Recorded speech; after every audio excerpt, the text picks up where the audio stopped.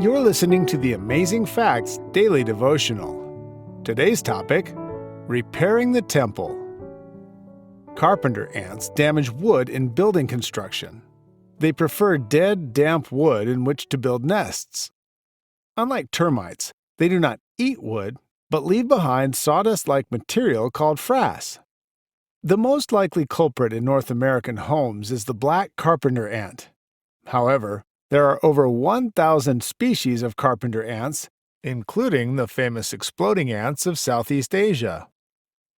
Whether it is carpenter ants, carpenter bees, or wood-boring beetles, insects can cause a lot of damage to building structures.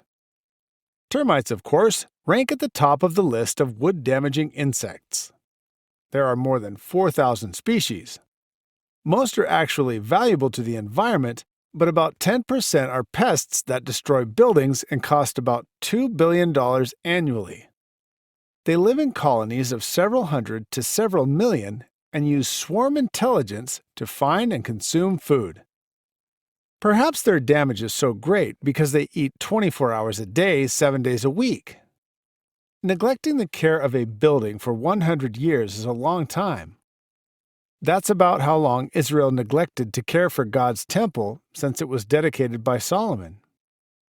The new king Joash noticed the temple was in disrepair and decided to do something about it.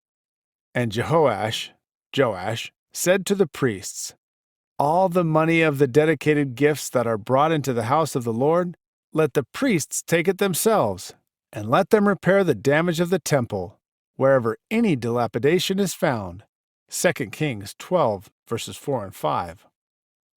Whether damage happens by termites or tornadoes, we should honor the Lord's house by keeping it in good repair. It demonstrates our loyalty and respect for our places of worship when we keep them cleaned and in good condition. Let us have a spirit of Joash and repair our churches if they have been damaged.